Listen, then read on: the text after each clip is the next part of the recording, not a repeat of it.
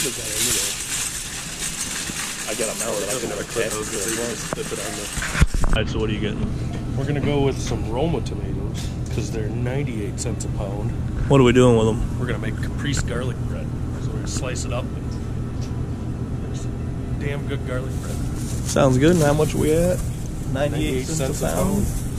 We got our bread for $1.48. Balling on a budget. Alright, so we're in the meat section now. Ribeyes, $23. Spoon roast, $12. We're getting cheaper. Charcoal steak, not a bad steak, really. Needs to be more marble. We're just looking for this tool. But you can see the pricier steak. Chuck roast, $13.66. So that's $5.99 a pound. It's not a bad price. Arm roast is getting better. It's cheaper. So our goal here is to find a cheap cut of meat that we can cook up and be delicious for you guys. So we're gonna keep playing around with our meat here because Andy likes touching meat. I like to play with meat. And we'll be right back. Got all of our goodies?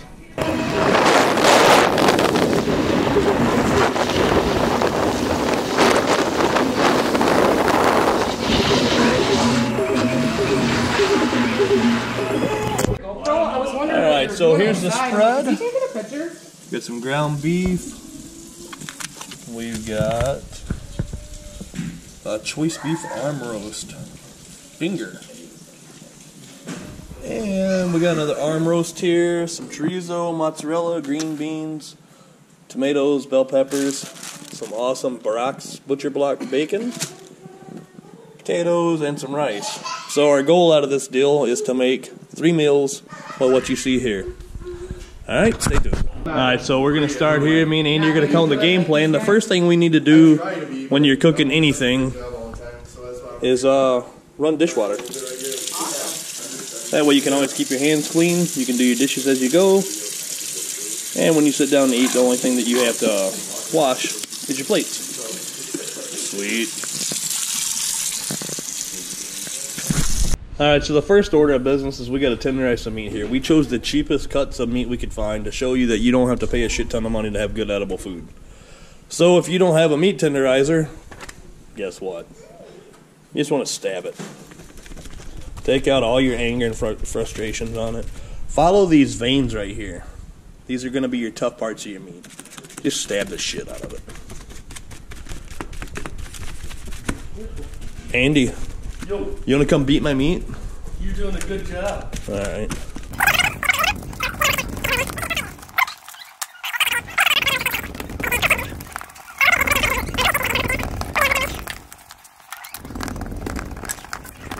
Okay. Andy's going to show you how to trim that off. Baby. Careful you don't cut your dick grabbers off.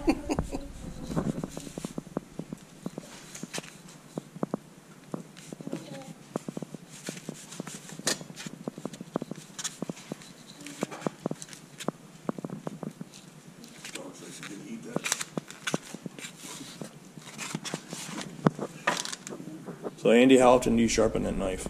Oh, almost every time I use it. There's a tip for you guys.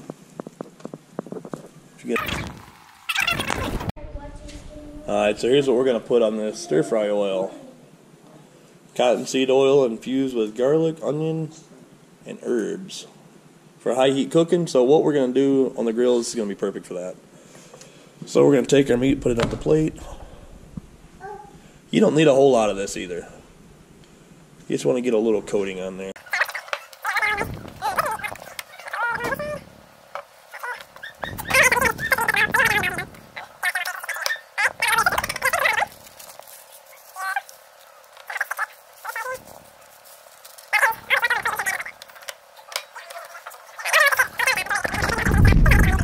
Alright, so coming in closer, see on our steak right here, we got this membrane right down through here. This is just a cheap cut of steak, so we're going to cut this guy out. We're going to reverse butterfly this, kind of make a little flap in here, and we're going to stuff it with chorizo. Alright, so we got chorizo with a little bit of cilantro and some lime juice. Made 2 little blob looking things of that. right into the meat it's gonna go.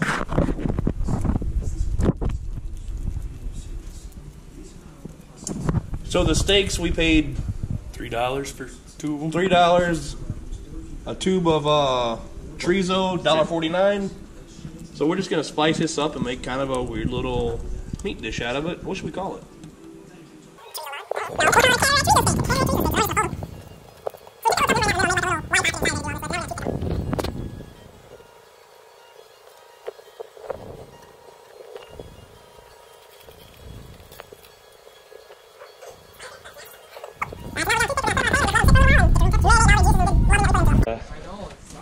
Get it going. Hey Andy, there's smoke coming out of your grill, man. That sucks.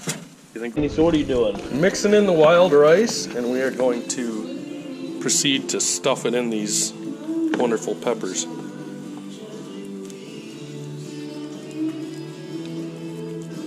So we're gonna unbox new toys. We got an Inkbird wireless thermometer.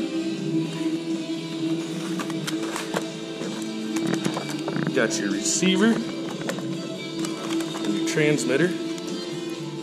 The nice thing about this unit is it's rechargeable batteries, so you can charge with a USB charger. You don't have to buy batteries for them. Oh, that's cool as shit. And then you get 3 meat probes and 1 what they call an oven probe, which we'll put on the smoker, which tells me my grate temp, not the dome temp. So we can set our grill wherever we want it. Very nice. There we go. So it's a well-built unit. Soft rubber grips on the side. It's waterproof, which is really nice. Do some cooking and some this weather. is going to tell us our temperature on everything that we're cooking today. Correct. Because we're cooking that. And we got these guys going on there. We're going to do some potatoes, some green beans. Got a little leftover meat there. We can make another meal out of that easily.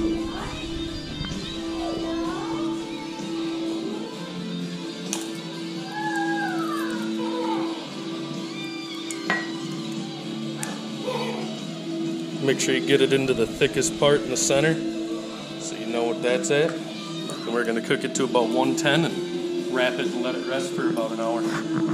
Sounds good. My brother Heath, he looks so happy to be here. Come on, smile. Smile. Smile, fucker. Alright, I can set up this quick. so it looks good. Got some smoke coming out of that bad boy. Smells good already. Right around 200 degrees. I'm cooking all my old stuff off. Oh, yeah, baby. Alright, Andy, so we've had this on there for about, what? 20 minutes? 20 minutes? Should we open the lid and look at our meat? I don't know. Usually, if you're cooking, you shouldn't be looking, because that's a good way to ruin it. You want to see it? Alright, so that's been on there for roughly an hour.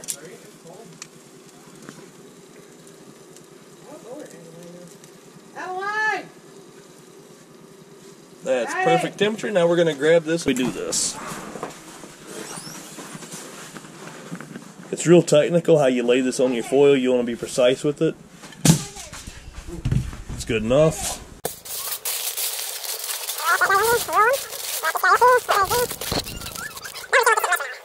Alright, so we got our other meat on here. Cataract cutlets. Cataract cutlets. I like it. Thank you, Andy. We're going to make a Hasselback potato. So a little technique so you don't go all the way through, some wooden spoons. But take it, 1/4 inch slices.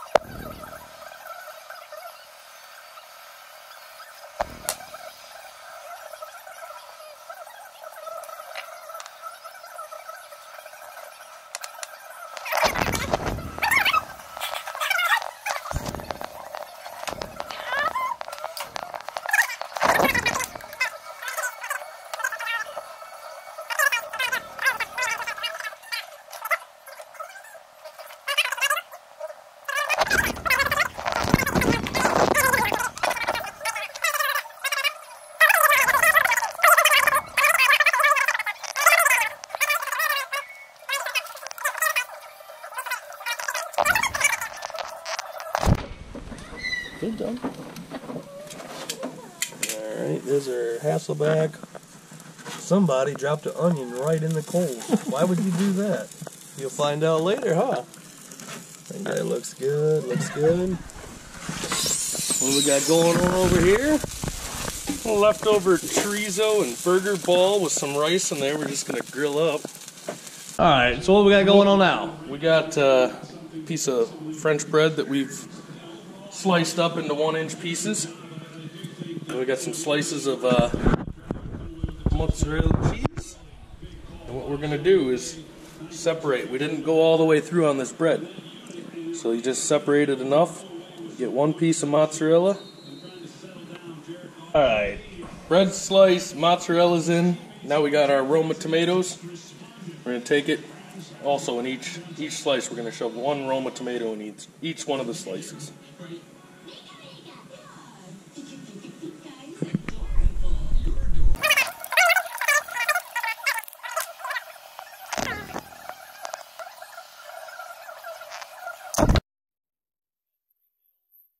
What do you think our breakdown is per plate, Andy? Or anywhere from $9 to $11 for a meal for 2. So $6.50. We got a loaded bell pepper with an exploding baked potato, green beans, rice, cinnamon roll for dessert, and garlic bread. This plate we have our, what did we end up calling this? Cataract cutlet. Cataract cutlet with chorizo, garlic bread, dessert. We got some rice, some green beans. This one we have our Hasselback potatoes. Some meat, look at that. Nice and tender looking. Green beans, garlic bread. Anything you think you'd change? I don't think I'd change much. There's a lot to be desired for not spending a lot of money. So we did this, and here's our leftover. This was just a cheap-ass roast. I think we paid $5 for the whole thing. Yep. The Cataract cutlets, they were 2 for $3. Yep. So, and our stuffed bell peppers, what those end up running us? Probably $1.49 a pepper, and the burger and chorizo was probably $4 total. So you got $4 into that bad boy. You guys ready to try some? You bet. Hell yeah. Heath? Yep. Dig in time? Mm-hmm. Alright, so here's our final edit of the Inkbird. So what'd you think? I can't complain one bit. You know, it was nice. We had the grill temp monitored the entire time. Every cut of meat, we had the probes in there, and it did everything we asked for. Multiple probes. We didn't get into too many probes today as we kind of split stuff up as far as the cooking, but it was nice having the timer, the distance we could go and see. You know, it did everything. So let's talk about distance for a minute. I've got a Bluetooth one at home, and if I go more than 20, 30 feet from my grill, it shuts off. Yeah, the nice thing with this is it's an RF model, radio frequency, so it's rated at 1,500 feet, and you can pretty much go anywhere you want. It's going to give you the monitoring capability that you need, so you don't have any issues with losing connectivity or not knowing what's going on the grill when you're doing that. So 1,500 feet is roughly almost 2 full city blocks away from this I can be. Correct. And I'll still be able to read everything. Correct. I mean, I have 15 acres, and I can pretty much go anywhere on my property and still monitor my cooking. That's awesome, man. We want to make a shout out to Inkbird. Thank you very much for making a kick-ass product. It was a lot of fun to use. They give us exact readouts and everything. And we actually, we had questions about it. You know, is it accurate? So we put another thermometer in there to double check it. And then what did we find out? I did. I mean, I used my Weber InstaRead, and it came out exactly where it was sitting. So, I mean, there was no discrepancies in the temperature it was reading or anything. So no complaints on the reading aspect at all. Nice. And like you said, we've got the ability to stick in 4 probes into this control unit right here. And so this is our transmitter. This is our handheld unit. Like I said, it's got nice rubber grips. So if you get a little grease on your finger, you're not going to drop this. It's nice, lightweight. It kind of looks like it's a bulletproof package. I mean, I feel like you'd be able to drop this and it'd still be fine. Yep. And the other aspect to it, you know, having the receiver being a waterproof model. I mean, there's so many times you do long overnight cooks and you get dew or you get rain or some weather comes up, and now you don't have to worry about it. So sweet. All right, thanks a lot, Inkbird. We appreciate it.